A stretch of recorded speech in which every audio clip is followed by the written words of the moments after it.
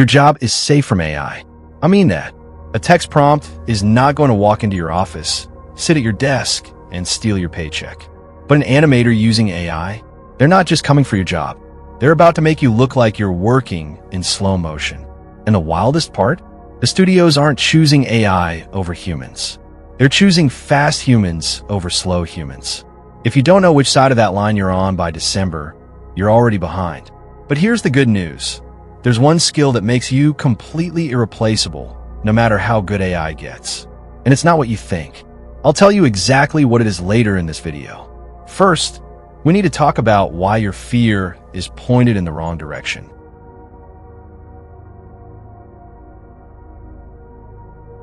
Let's rip the Band-Aid off. Every week, there's a new Twitter thread with 10,000 likes screaming that AI killed animation. Artists posting their layoff stories. Comment sections turning into digital funerals for the craft. And I get it. It feels personal. You spent years learning timing, spacing, weight, acting. Now a machine can spit out a walk cycle in 12 seconds. Of course you're angry.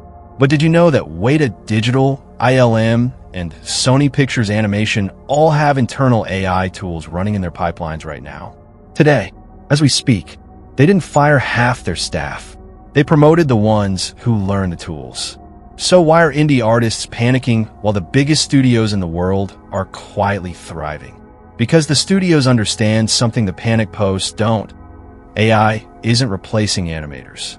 It's replacing the grunt work that used to eat 70% of an animator's week.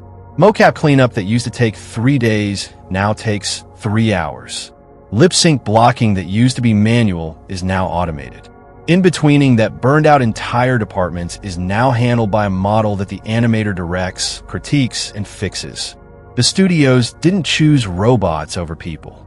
They chose animators who could deliver a performance instead of animators who spent their week cleaning data.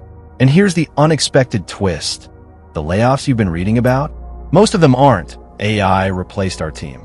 We hired 2 animators who use AI, and their output made everyone else look unproductive. That's a very different story. But what does using AI actually look like in a real pipeline? Because it's not what the doomsday posts claim.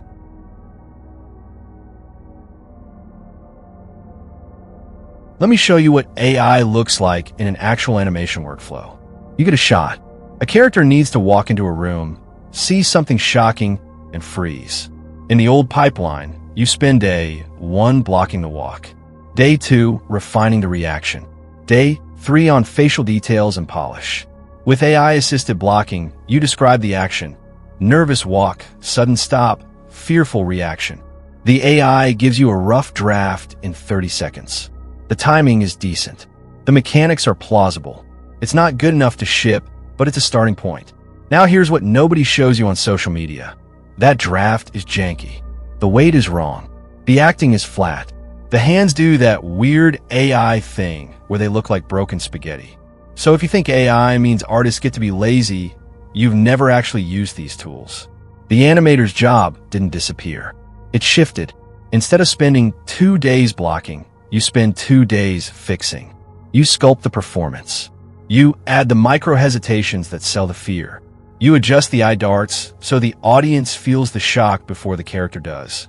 The AI saved you from the boring part. You still have to bring the soul. But here's the real question. What do you do with the 47 hours you just got back? Do you complain on Reddit that AI is ruining the industry? Or do you take those 47 hours and learn acting, study reference, build a portfolio that would have taken you 3 years to make the old way?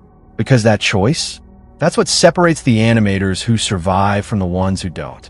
And let me tell you about 2 people who made opposite choices.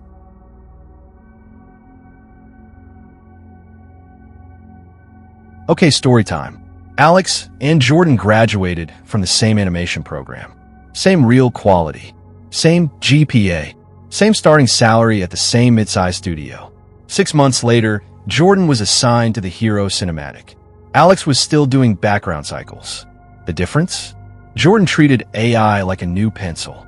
Alex treated it like the enemy. Here's what that looked like in practice.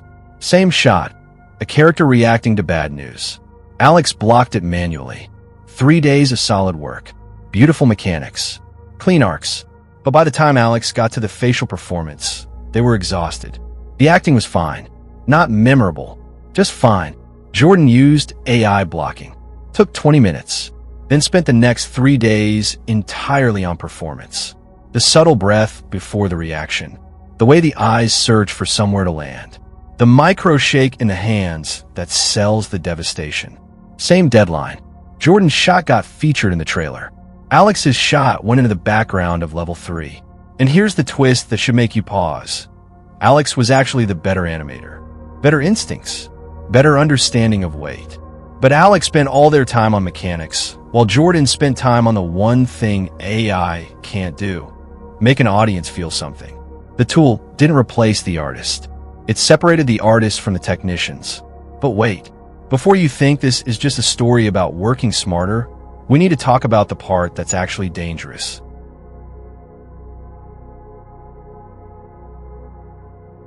This is where it gets scary. Jordan didn't just deliver more shots. Jordan learned 5 times faster. Why? Because when you can iterate in an afternoon instead of a week, you get more reps, more experiments, more failures, more discoveries. Jordan tried 10 different acting choices for that reaction shot and picked the best one. Alex had time to try too. In 18 months, who do you think gets the senior role? It's not about job loss today. It's about skill atrophy over the next year and a half. While Jordan is studying acting, building a massive portfolio, and directing AI tools like a conductor, Alex is still doing the same volume of work they did in 2023. Their instincts stayed sharp, but their portfolio stayed small. Their range stayed narrow. And here's the uncomfortable truth. AI won't fire you, but it will expose the gap between you and the person who uses it. That gap starts small, then it compounds, then it's a canyon. So how do you make sure you're the Jordan and not the Alex? Remember that one irreplaceable skill I mentioned at the start. The thing that makes you untouchable no matter how good the models get? Let's close that loop.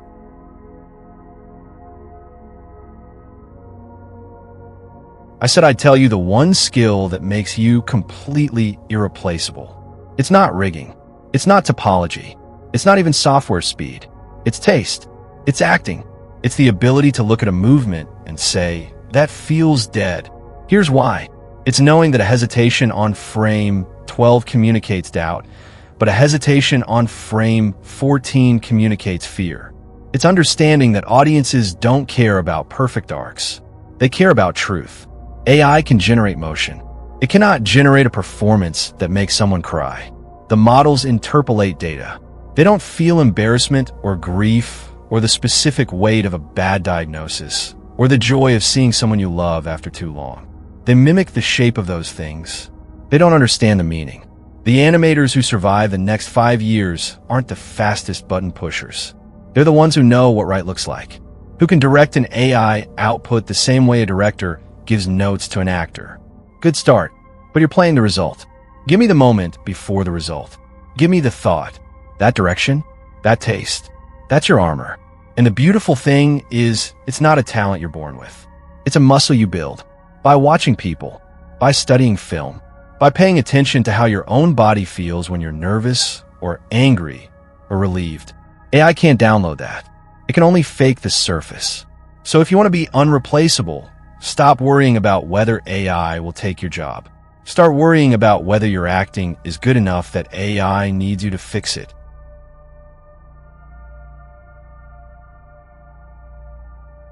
All right, enough philosophy. Here's your homework. You don't need to become an AI expert by Friday. You don't need to pivot your entire identity. You need to spend 30 minutes this week with one tool. Pick one. Motion Maker and Maya. Cascadeur. Even just Blender's built-in rigging assistance. Take a shot you've already animated. Run it through the tool. See what it gives you. See what's wrong with it. Fix it. Don't post about it. Don't debate the ethics in a Discord server. Don't write a manifesto. Just build competence. Because competence is what protects your craft. Opinion doesn't. Do this for 30 days. One small experiment per week.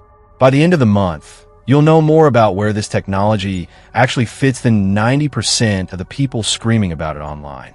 And more importantly, you'll have bought yourself time. Time to focus on the acting, the taste, the humanity. That's a game now. So there it is. AI isn't coming for your job, but the animator who knows how to use AI, they're already pulling ahead. And that gap is only getting wider. If this video gave you clarity, or if it scared you in a useful way, here's what I need you to do. Hit that subscribe button, because this channel is where we talk about animation, 3D, and the tools that actually matter without the panic or the hype. Every week, I break down what's working, what's changing, and how to position yourself so you're not just surviving the shift, but leading it. Drop a comment and tell me, are you already experimenting with AI in your workflow, or are you still on the fence? And if you're on the fence, what's the one thing holding you back? I read every single comment, and the best conversations happen down there. Like this video, if it reframed the way you think about AI and animation. It tells YouTube to put this in front of other artists who are spiraling right now and need to hear it. Share it with that one friend who's been doom scrolling about AI instead of opening their software. They need this perspective. Your job isn't going anywhere, but your edge? That's up to you. Keep animating, keep feeling, and I'll see you in the next one. Take care.